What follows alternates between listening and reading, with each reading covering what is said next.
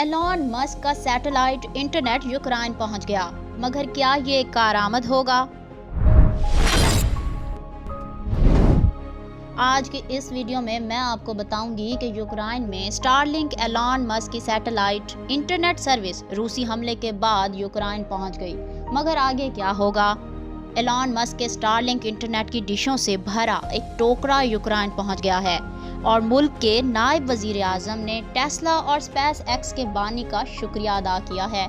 یہ واضح نہیں ہے کہ یہ ڈشیں کہاں استعمال ہوں گی، مگر اس کا امکان ہے کہ حکومت انہیں خود استعمال کرے گی۔ فی الوقت یوکرائن میں انٹرنیٹ تک رسائی خاصی بہتر ہے، مگر تنازع میں شدت آنے کے ساتھ ساتھ خدشہ ہے کہ اس میں رکاوٹ پیدا ہو سکتی ہے۔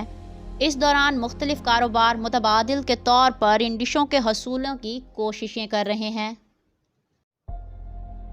دوستو، سوچنے کی بات یہ ہے کہ اسٹار لنک کا سیٹلائٹ انٹرنیٹ کیسے کام کرتا ہے۔ ڈش میں پلگ لگائیں اور یہ آسمان میں موجود 2000 سے زیادہ اسٹار لنک سیٹلائٹس میں سے آپ سے سب سے قریب سیٹلائٹ سے خود ہی رابطہ قائم کر لے گی۔ اس کے بعد یہ سیٹلائٹ قریبی گراؤنڈ اسٹیشن سے منسلک ہو جائے گی جو انٹرنیٹ کی سروس فراہم کرتے ہیں۔ یہ گیٹ وے پوری دنیا میں موجود ہیں، مگر انہیں انٹرنیٹ تک رسائی کی خواہاں جگہ سے بہت زیادہ دور نہیں ہونا چاہیے۔ یوکرائن کی خوش قسمتی یہ ہے کہ ایک گیٹ وے پڑوسی ملک پولینڈ میں ہے۔ یہ انٹرنیٹ کنیکشن گیٹ وے سے سیٹلائٹ اور سیٹلائٹ سے ٹرمینل پر منتقل ہو جاتا ہے۔ صارفین پھر صرف اپنا راؤٹر ٹرمینل میں لگاتے ہیں اور باقی کام ٹیکنالوجی پر چھوڑ دیتے ہیں۔ ماضی میں سیٹلائٹ انٹرنیٹ کی قسموں میں بڑا مسئلہ تاخیر کا رہا ہے، مگر اسٹار لنک کا سیٹلائٹ نیٹ ورک قدرے نیا ہے۔ یہ سیٹلائٹس زمین کے مدار کے قریب آپریٹ کرتی ہیں، تو اس کی تاخیر کو سیکنڈز کی بجائے ملی سیکنڈز میں دیکھا جاتا ہے۔ عموماً یہ انٹرنیٹ کافی مہنگا ہوتا ہے۔ برطانیہ میں اس کی ڈش شپنگ سمیت 495 یورو میں ملتی ہے اور پھر ماہانہ سبسکرپشن کی مد میں 89 یورو ادا کرنے ہوتے ہیں۔ ایسا کوئی تاثر نہیں دیا گیا کہ یوکرینی عوام اس سروس سے پیسے مانگے جائیں گے۔ صحیح سے کام کرنے کے لیے اس کے ٹرمینل کا رخ بغیر رکاوٹ آسمان کی طرف کرنا ہوتا ہے۔ یہ ایپ کی مدد سے صارفین اسے رکھنے کے لیے بہترین جگہ بھی ڈھونڈ سکتے ہیں۔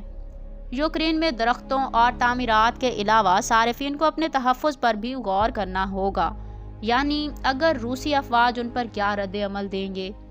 ایک بار سیٹ اپ مکمل ہونے پر اس کی رفتار میں فرق آتا ہے۔ پیرکو، ایک صارف جنہیں ٹرمینل تک رسائی مل چکی ہے، ان کا کہنا ہے کہ ان کے انٹرنیٹ کی رفتار ایک لمحے کے لیے 200 Mbps سے زیادہ ہو گئی تھی۔ دوستو، اب آپ سوچ رہے ہوں گے کہ اسٹار لنک کتنا کارآمد ہوگا۔ QIT کلسٹر کے سربراہ اسٹیپن ویلزولوسکی نے دیگر کاروباری افراد سے زیادہ ٹرمینلز تک رسائی کی کوشش کرتے ہیں، لیکن انہیں ڈھونڈنے میں مشکلات پیش آ رہی ہیں۔ اب وہ کہتے ہیں کہ ہم ریسیور خریدنے کی کوشش کر رہے ہیں، لیکن مجھے یقین نہیں ہے کہ ہم اس میں کامیاب ہو جائیں گے۔ وہ کہتے ہیں کہ فی الحال یوکرائن میں انٹرنیٹ سروس معمول کے مطابق کام کر رہی ہے، تاہم اگر نیٹ ورک خراب ہوتا ہے تو کاروباری طبقے کے پاس متبادل منصوبہ ہونا ضروری ہے۔ اب نیٹ بلاکس کے ایلپ ٹوکر نے متنبہ کیا ہے کہ Starlink phone network اور براڈ بینڈ کا موضوع متبادل نہیں ہے۔ اسٹار لنک ایسے لوگوں کے لیے ذاتی ہاٹ اسپاٹ قائم کر کے روابط پیدا کر سکتا ہے جو اس کی ڈیوائس کے قریب ہیں، تو یہ صحافیوں، مزاحمتی گروہوں اور منتخب حکومت کے لیے کارگر ثابت ہوگا۔ ٹوکر کا کہنا ہے کہ اگر کیو میں بلیک آؤٹ ہوتا ہے تو اس ڈیوائس کی مدد سے صحافی اور سیاست دان دنیا تک معلومات فراہم کر سکیں گے۔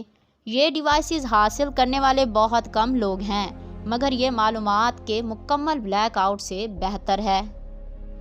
ویسے کیا یہ محفوظ ہے؟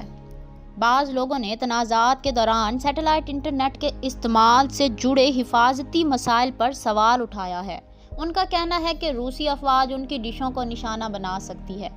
دی سٹیزن لیب کے سینئر محقق جان اسکاٹ ریلٹن کہتے ہیں کہ ایلون مسک کی جانب سے معاونت کی پیشکش اچھی چیز ہے، مگر صارفین کو اپنے تحفظ کا بھی تو خیال رکھنا ہوگا۔ وہ کہتے ہیں کہ روس کے پاس دہائیوں کا تجربہ ہے جس میں ایسے لوگوں کو ہدف بنایا گیا کہ جن کے پاس سیٹلائٹ کے ذریعے ذرائع ابلاغ کی سہولیات ہوں۔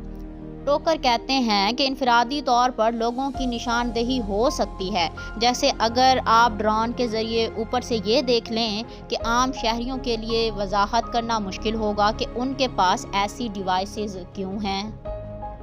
काबिल गौर बात यह है कि इसके मुतबादिल रास्ते क्या हैं। स्टारलिंक के इलाके में सैटेलाइट इंटरनेट की वाहिद कंपनी नहीं है।